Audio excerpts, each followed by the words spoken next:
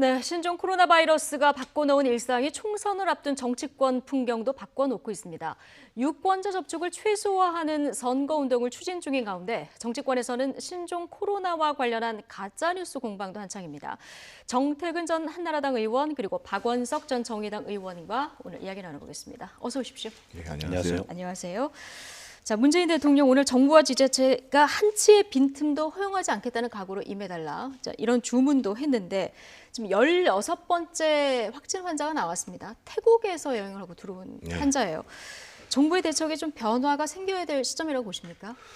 늦었지만 어떻든 그 후베이에서 들어오시는 분들을 차단을 했어요. 예.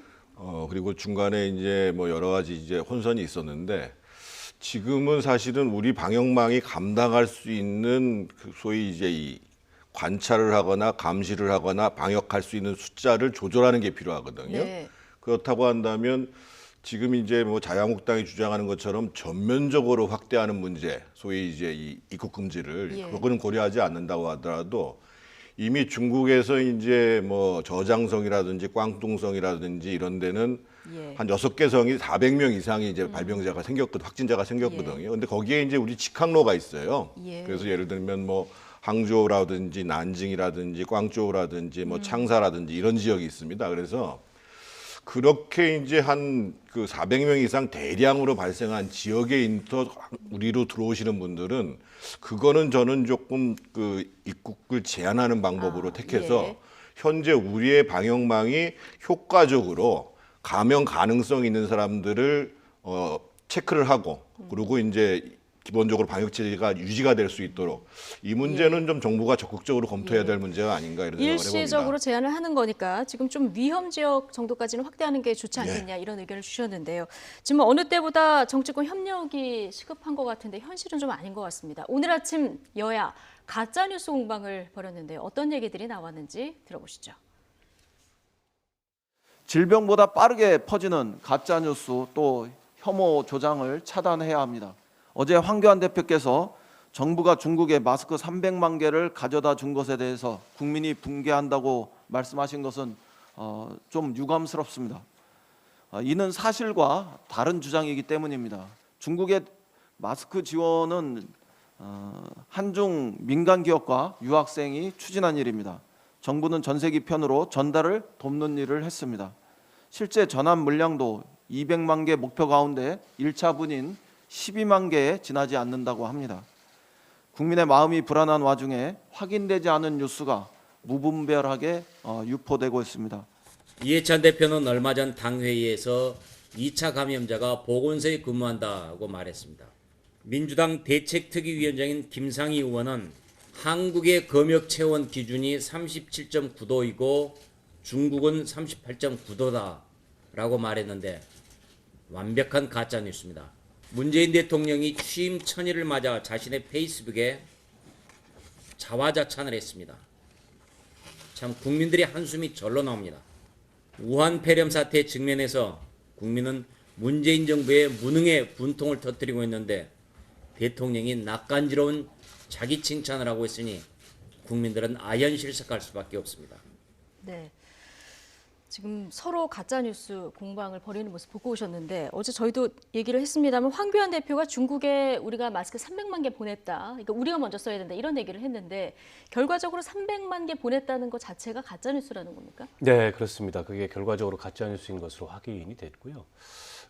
이게 이제 우리 기업하고 그다음에 현재 있는 유학생들이 한 200만 개 정도를 지원 차원에서 마스크를 보내자 이런 캠페인을 했는데 결과적으로 한 12만 개 정도만 지금 보내진 것 같아요. 근데 이걸 좀 부풀려 가지고 300만 개를 우리 국민들 쓸 것도 모자란데 중국에 지원을 했다. 이런 뉴스가 뭐 인터넷을 중심으로 급격히 퍼졌는데 이게 제1야당의 대표께서 그런 걸 인용해서 말씀을 하시려면 사전에 진위를 좀 분명하게 파악을 해서 말씀을 하셔야 되는데 너무 성급하게 그런 얘기를 해서 정치권이 가짜뉴스를 유포하는 그런 결과를 초래한 거고요. 지금 사실 공중보건상의 심각한 위기인 건 맞습니다.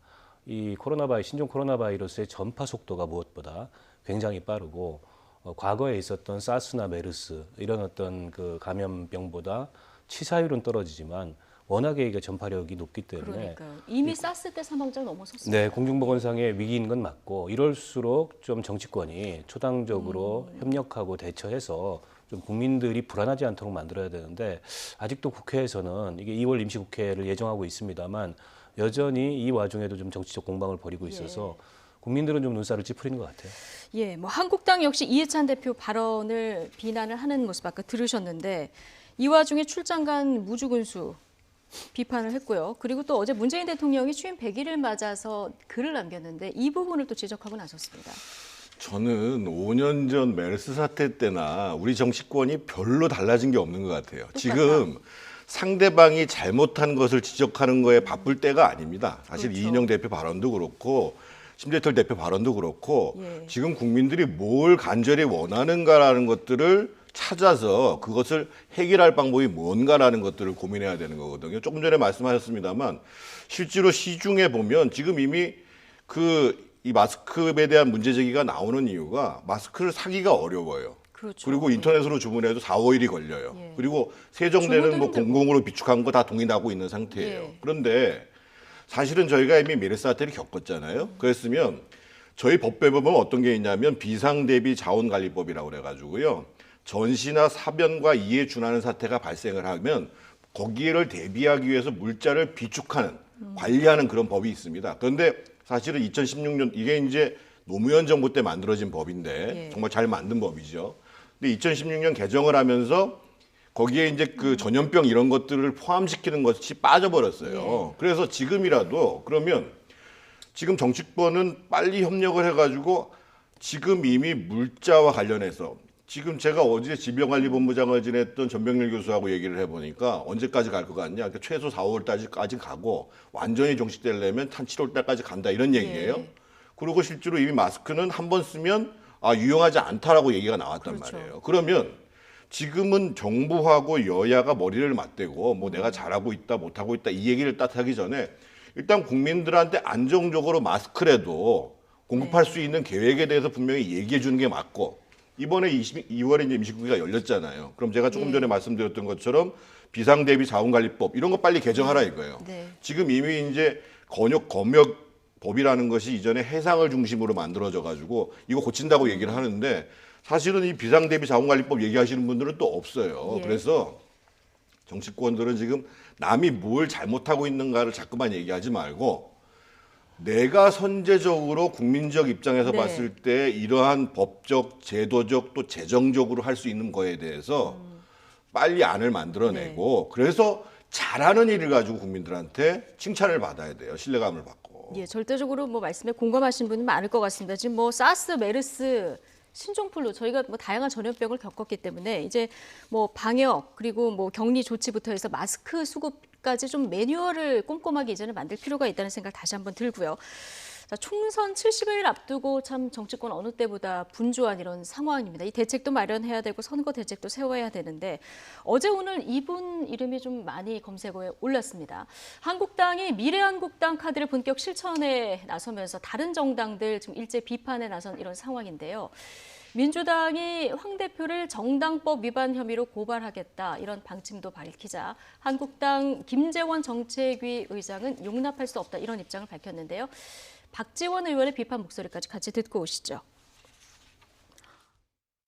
수단과 방법을 가리지 않고 네, 한국당은 의석 확보에 혈안이 돼 있다. 네, 국민들로부터 당연히 비난받아야 되고 정치권에서도 그러한 일을 하지 않아야 되지만은 네, 지금 현재 한국당으로서는 절실하기 때문에 수단과 방법을 가리지 않고 그러한 편법도 사용할 것이다. 저는 그렇게 보고 네, 그래서 제가 민주당한테 순진하다 하는 얘기도 한 겁니다. 우리는 지난해 민주당과 그 위성 정당들이 야합을 해서 연동형 비례대표제 선거법을 통과시키는 현장에서 사전에 여러 차례 경고를 한 적이 있습니다.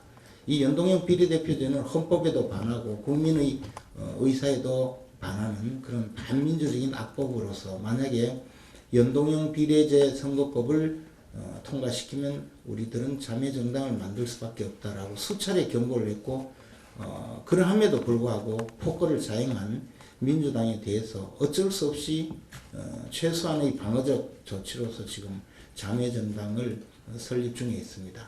어떻게든 회방을 놓기 위해서 대표로 선출될 예정인 한성교 의원을 고발하겠다. 또 우리 당의 황교안 대표를 고발하겠다고 발표하는 그 폭거에 대해서 저희들은 용납할 수 없는 심정입니다. 지금 뭐 달라진 선거법 때문에 여러 가지 얘기들이 나오고 있는데요. 먼저 한성교 의원은 불출마를 선언을 했습니다. 그런데 이제 한국당의 자매정당이죠. 미래한국당의 대표로 또 가는 걸 수락했어요. 어떻게 보십니까? 원칙적으로는 안 맞는 얘기죠. 그런데 지금 이제 4+1 때문에 한국당이 의석이 절실하다라는 것을 고민했다고 그런다면 저는 지금 어차피 그 혁신통치, 새로운 보수당 또 무슨 뭐 이현주 신당 여러 분들이 모여가지고 지금 이제 통합신당을 자유한국당이랑 만든다고 그러잖아요. 그래서 그럼 신당을 아예 하나 만들고 예. 거기에 안 가는 자유한국당을 내버려두면 이런 문제는 안 생겨요, 사실은. 예, 그렇죠. 예. 굳이 사실 그것도 바람직한 것은 아닌데 바람직한 건 아닌데 어차피 그 통합당을 만들겠다고 얘기를 했으니까. 그런데 그런 것들에 대해서는 고민을 안 해보고 그냥 바로 지금 사실은 자유한국당이 해야 될 일 중에 하나는 뭐 황교안 대표의 거취 문제라든지 선거 구도의 문제, 컷오프 이런 게 훨씬 더 중요한 문제잖아요. 그런데 지금 미래한국당부터 만든다. 별로 국민들한테 박수받기 어려울 것 같아요. 예. 박수받기는 어려울 것이다. 네. 뭐 박지원 대한신당 의원 같은 경우는 민주당한테 이제 순진하다 뭐 이런 얘기도 했는데 사실 이 개정된 선거법 통과에 정의당이 가장 공들여 왔었잖아요. 정당이라는 게 이제 국민의 정치적 의사를 형성하는 기능을 하는 거지 않습니까? 그리고 정당이 실현하고자 하는 목표와 또 정강 정책이라는 게 있는 건데 오로지 비례 의석을 확보하기 위해서 일종의 위성 정당을 만든다는 것 자체가 네. 우리 국민들이 공감하거나 납득하기 힘든 그런 꼼수로 비춰지지 않을까 싶고요. 예. 또 실정법 위반 여부에 대해서 따져볼 것들이 굉장히 많습니다. 그러니까 이 정당 가입에 있어서 누구도 어떤 본인의 자의에 반해서 정당 가입이나 혹은 탈당을 강요할 수 없거든요. 그런 부분과 충돌되는 여지가 없는지, 혹은 정치자금법상에 그런 충돌 여지가 없는지, 또 이중당적 그 금지 조항이 있습니다. 그와 관련된 위반 소지가 없는지 이런 것들을 선관위에서 하나하나 꼼꼼히 좀 따져봐야 될 것 같고 민주당에서도 고발 의사를 밝혔습니다만 저희 정의당에서는 그래서 오늘 오전 11시에 남부지검에 황교안 대표를 정당법 위반, 정치자금법 위반, 정의당도 고발합니까? 예, 위계에 의한 공무집행 방해죄 등등으로 고발장을 접수를 했습니다. 네.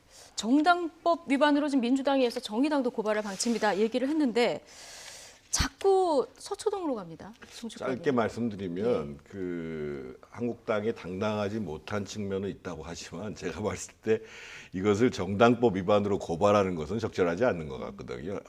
예를 들면 등 떠밀어서 지금 예를 들면 법조항이 그런 거예요. 예. 본인의 자유 의사에 반해 그런 그 정당 선택을 강요하면 안 된다 이런 얘기거든요. 네. 그러니까 등 떠밀어서 가더라도 본인이 결정하지 않으면 어떻게 가냔 말이에요. 그래서 계속 이것을 그러니까 제가 보기에 이제 정치적으로 그 비난 강도를 높이기 위해서 고발을 하시는 건데 고발까지 가는 거는 적절치 않습니다. 고발까지 가는 것은 적절치 않다. 그러나 민주당과 정의당은 지금 얘기하신 대로 고발 방침을 지금 밝혔고요.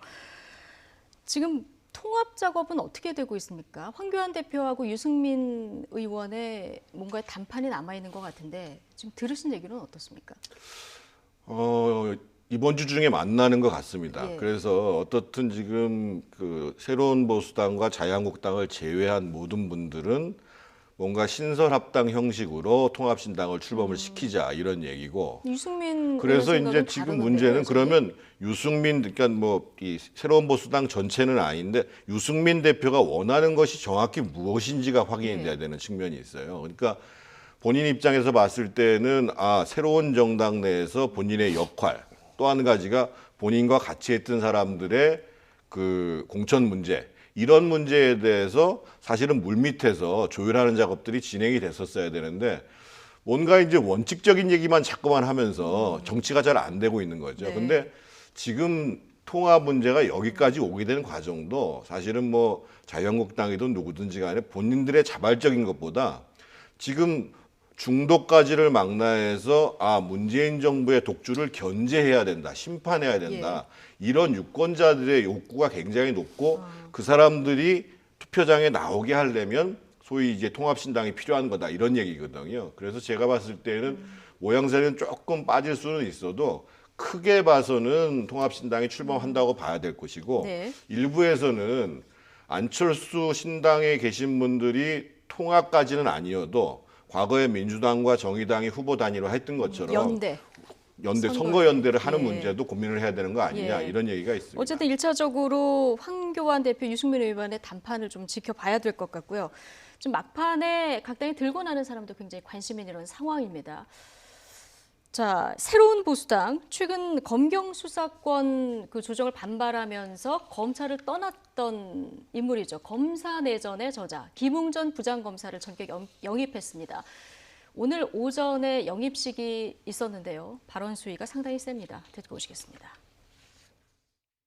왜 국민한테는 이렇게 불리하고 불편하고 이렇게 부당한 법이 왜 개혁으로 둔갑되었는지 납득할 수 없었고, 또 왜 반칙과 특권이 감성파리와 선동을 만나면 그게 그냥 개혁이 돼버리고 구미호처럼 공정과 정의로 둔갑하는지 이해할 수 없었습니다.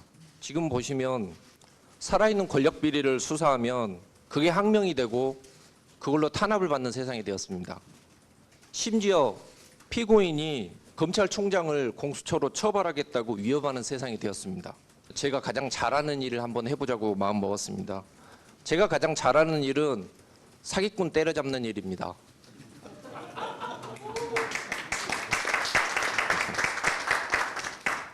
대한민국 사기공화국의 최정점에 있는 이 사기 카르텔을 때려잡고 싶습니다. 네. 마지막 들으신 발언, 내가 제일 잘하는 사기꾼 때려잡는 일을 할 것이다. 굉장히 강한 수위의 발언을 던졌습니다. 어떻게 들으셨습니까? 그렇습니다. 굉장히 강한 발언이네요. 보통 이제 저렇게 이제 정치권의 인재 영입 차원에서 처음 등장한 분들이 저 정도 수위의 발언을 잘 하지는 않는데 네. 아마 이분은 이제 검찰 조직을 그만둘 때부터 이제 새로운 보수당을 그때부터 생각을 했는지 모르겠지만 어쨌든 정치권 입문을 마음을 먹고 예.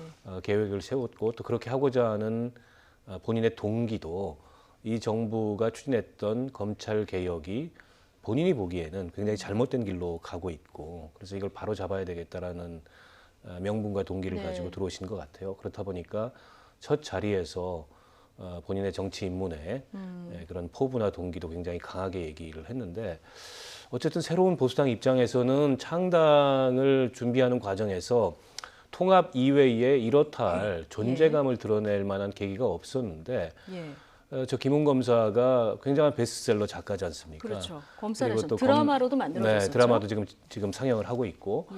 또 검찰을 그만두면서 내부 게시판에 올렸던 글도 상당히 회자가 됐고 그래서 새로운 보수당 입장에서는 굉장히 반가운 어떻게 보면 예. 좀 호재가 생긴 게 아닌가 이런 생각이 예. 듭니다. 일단 주목도는 끌었다 이런 말씀이신데 적절한 영입 인사라고 보십니까?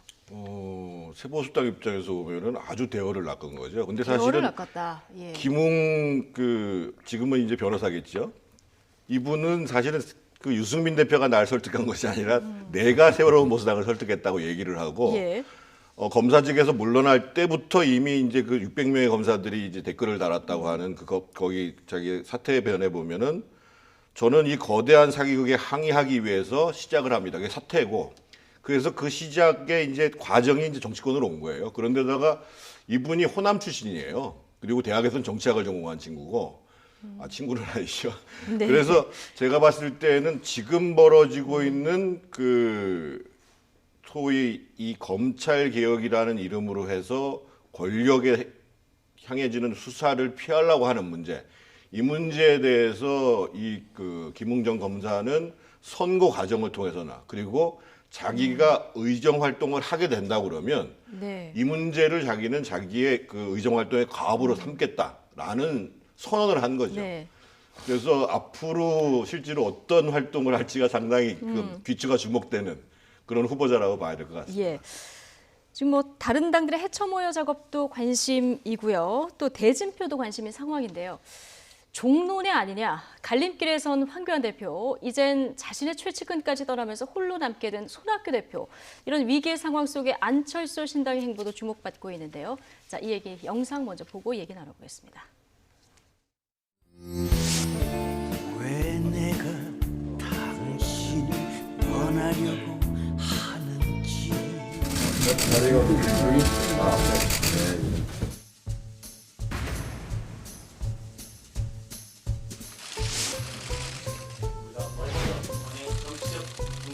될 것입니다.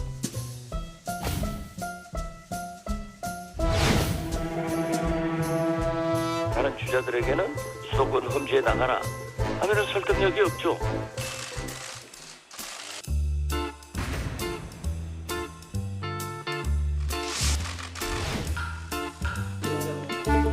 오늘 사무총장, 부총장, 비서실장이 출근하지 않았습니다. 당의 최고 핵심 실무자들이 당권 투쟁의 일환으로 출근을 거부하는 것은 심히 유감스러운 일입니다. 곧바로 복귀하지 않으면 총선 준비를 위해서 적절한 대응을 할 것입니다.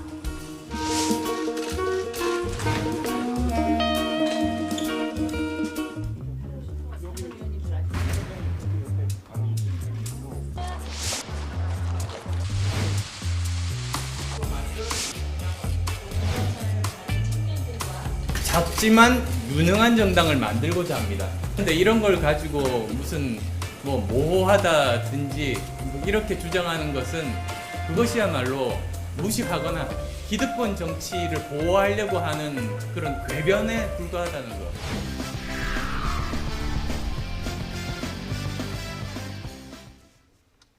네, 자, 선택이 주목되는 이런 상황. 자, 이 질문을 먼저 정 의원님한테 먼저 드리겠습니다. 황교안 대표 드디어 어디에 나갈지 내일 발표한다고 합니다. 어떤 결정을 내릴까요? 종로를 나가셔야죠. 예. 보통 저희가 대통령 선거를 이기기 위해서는 북악산 전기를 받아야 되고 국회의원 선거에 당선되려면 논두렁 전기라도 받아야 된다고 그러거든요. 그 얘기는 무슨 예. 얘기냐면 선거에서는 기싸움이 굉장히 중요하다는 겁니다. 그래서 뭐 여러 가지 지금 여론조사로 어렵다고 합니다만 공관위 내부에서 이런 얘기도 나온답니다. 그래서 황교안 대표 혼자서 그 지금 세를 형성하기가 어려우면 종로를 둘러싸고 있는 뭐 성북, 동대문, 용산, 중구, 서대문 이렇게 해가지고 예. 소위 험지 출마가 예상되는 분들이 있었잖아요. 네. 예를 들면 뭐 김병준 전 비대위원장이나 뭐 김태호 지사, 홍준표 홍준표 무슨 그리고 영남의 전 다선들 대표. 중에 예. 그분들을 전부 다 배치시켜가지고 이미 같이. 오세훈 시장 같은 경우는 광진을 해서 지금 하고 있잖아요. 그래서 소위 이제 종로를 중심으로 한 도성벨트를 만들어가지고 정말 핵심 지역부터 전면적으로 네. 이 통합신당이 사력을 다해서 예. 선거에 임한다는 모습을 보여줘야 되는 것이 아니냐 이런 견해도 있다고 그러는데 제가 보기에는 내일 만약에 종로를 선택하지 않는다고 그런다면 황 대표의 정치적 운명은 상당히 어려워진다고 봐야 됩니다. 오히려 더 어려워진다. 그럼요. 예. 수도권 험지 동반 출마 이런 가능성도 좀 저희가 봐야 된다는 얘기를 해주셨는데 바른미래당은 어떻게 되는 겁니까? 최측근도 지금 탈당을 한 상황인데요. 이렇다 보니까 사람 다 떠나고 보조금만 남는 거 아니냐 이런 얘기도 나와요. 그 보조금조차도 이제 여의치 않게 됐습니다. 오늘 예. 교섭단체가 무너졌지 않습니까? 2천여 원이 탈당한 그렇죠. 부분에서. 예. 그러면 선거 앞두고 받게 되는 국고보조금에서 한 70억 정도를 받지 못하게 그렇게 되는군요. 됩니다. 그리고 사실상 이제 호남계 지역구 의원들도 탈당을 천명하고 있고 안철수계가 대부분을 차지하는 비례대표 의원들은 셀프 제명을 통해서라도 당을 떠나겠다. 결국 손학규 대표 혼자만 남게 되는 상황인데요. 저는 이 왜 시점까지 그렇다고 보십니까? 왜 이런 지금 선택을 하고 있다고 손 보십니까? 대표로서는 이제 총선에 가망이 없다. 현재 바른미래당으로서는 가망이 없다. 이런 판단 아니겠습니까? 그리고 이 내홍이 사실은 작년부터 이어져 왔어요. 작년 재보궐선거, 창원 재보궐선거 이후에 추석 때까지 10% 지지율을 달성하지 못하면 물러나겠다. 이런 공언을 하셨는데 막상 추석이 됐는데 10% 지지율 달성 못했는데도 안 물러나고 그 과정에서 지금 이제 당을 떠난 세보수당의 유승민계와의 여러 형태의 마찰이 있었고 그 연장선에 있는 건데 그렇다고 그래서 손학규 대표가 당을 회생시킬 뚜렷한 비전이나 인물 영입이나 어떤 총선의 계획이나 이런 걸 발표하고 계신 것도 아니거든요. 그러니까 이게 당 안팎에서 보기에는 손 대표가 그냥 고집만 부리고 자리에만 연연하는 거 아니냐. 그러다 보니까 이제 우리라도 떠나야 되겠다. 이렇게 예. 마음을 먹은 게 아닌가 싶은데 이쯤 됐으면 손 대표가 정치를 오래 하신 또 어른이기 때문에 대승적인 차원에서 물러나시고 당이 회생할 수 있는 그리고 새로운 인물들이 좀 들어올 수 있는 공간을 마련해 줘야 되는 거 아닌가 싶습니다. 예. 지금으로서는 좀 그래 보이긴 어려워 보이는 이런 상황인데 바른미래당 이미 뭐 일부 의원이 새 보수당을 만들었고요. 지금 그럼 나머지 의원들 탈당해서 뭐 일부는 대한신당, 뭐 일부는 아무튼 안철수 신당, 뭐 이렇게 가지 않을까 이런 시나리오들이 나오는데 지금 안철수 전 대표는 신당을 만들어서 이름 자체를 안철수 신당으로 일단 총선을 치르겠다 이렇게 얘기를 했습니다. 지금 바른미래당의 이런 분열 상황이 안철수 신당에는 어떤 그 영향이 있을까요? 안철수 신당을 하면 안 되죠. 하면 안 된다. 명칭을 다른 걸 써야죠.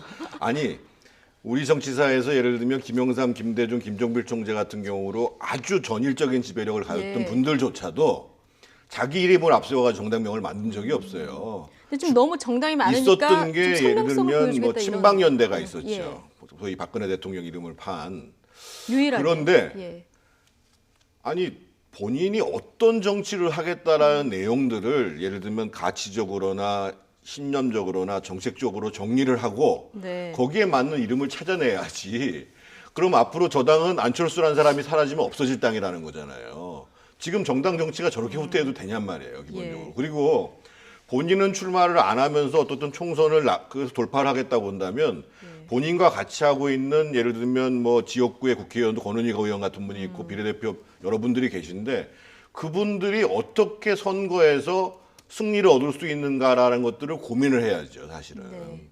그래서 오히려 지금 그 통치위에서 그런 고민을 하는지 모르겠습니다만 이전에 민주당하고 정의당도 그렇게 단일화를 했으니까 이렇게 그분들을 그 단일화할 수 있는 방법을 찾아야 되는 것이 아니냐 예. 이런 논의를 하는 것이 정상적인 정치 지도자거든요. 그런데 오히려 그렇게 비난을 하면 뭔가 중도실용 정치를 모르는 무식한 사람들이다 이렇게 자꾸만 얘기를 하시니까 참 답답해요 정말. 그렇군요. 일단 당명은 안철수 신당보다는 다른 당명을 만들어서 선거를 그럼요. 치르는 것이 네. 좋겠다.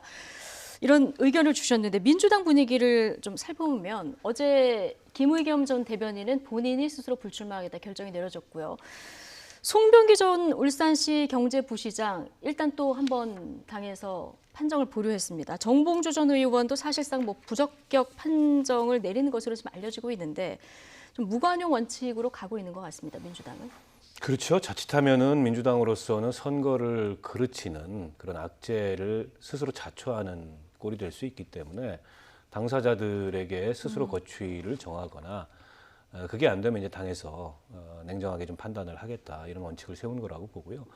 김의겸 그 전 대변인 같은 경우에도 본인이 이른바 이제 투기로 얻은 차익을 기부했다고 하지만 청와대 대변인이라는 대통령으로부터 아주 지근거리에 있는 공직자로서 투기적인 행위를 했다는 사실에는 변함이 없습니다.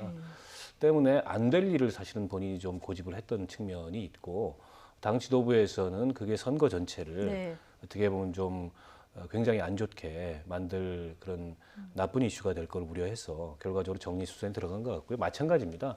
송병기 전 부시장이나 정봉주 전 의원 같은 경우에도 현실적으로 출마하기는 좀 어려워 보입니다. 네, 당에서 적극적으로 또 함께 일해줄 것을 요구하는 사람들도 있습니다. 임종석 전 비서실장, 지금 호남 지역 선거대책위원장 맡아달라 이런 요구가 있었는데 내가 지혜롭게 판단하겠다 얘기를 했거든요. 이걸 받을지 더 나아가서 이참에 뭐 호남 지역 출마설도 나오던데 이 부분 전망 어떻게 하십니까? 임종석 실장은 두 가지의 아픈 점이 있습니다. 하나는 본인이 출마를 안 하겠다, 다른 데서 기여하겠다고 국민들 앞에 2달 전에 얘기를 했었고 어쨌든 지금 문재인 정부의 초대 실장으로 문재인 정부를 상징하는 분이에요. 그런데 지금 소위 야권의 유권자들 입장에서 보면 문재인 대통령에 대한 문재인 정부와 민주당에 대한 심판론을 핵심적인 프레임으로 들고 나오고 있는 거란 말이에요. 그거를 상징하는 분이 되는 거죠. 그래서 저는 임종석 실장 본인한테도 바람직한 선택이 아니고 민주당도 지금은 뭐 지지자들 사이에서 환호와 박수가 터지는지 모르겠습니다만 선거가 진행될수록 상당히 부담으로 느끼는 선택이 오히려 부담이 될 수 있다. 그럼요. 예, 박원석 의원님 얘기 짧게 듣고 마무리하겠습니다. 예, 비슷한 생각입니다. 일단 본인이 정계 은퇴 의사를 밝혔기 때문에 그걸 번복한다는 것은 정치인으로서 상당한 부담을 지는 거고요. 그리고 이제 어떻게 보면은 지금 여권의 아주 핵심부가 선거를 어떤 전략으로 가져가려 하는지는 모르겠으나 지나치게 어떻게 보면은 이 이른바 이제 친문 일색의 그런 선거 전략은 오히려 선거 과정에서 굉장히 독이 될 수 있기 때문에 그런 점을 감안했을 때 임 전 실장이 지금 나서지 않는 게 전략적으로도 더 나은 선택이 아닌가 봅니다. 아, 당 전체 선거 판세로 봤을 때 뭐 득이 될 수도 있고 독이 될 수도 있는데 두 분 다 지적을 해주신 것 같습니다. 정태근 전 한나라당 의원 그리고 박원석 전 정의당 의원과 오늘 함께했습니다. 고맙습니다.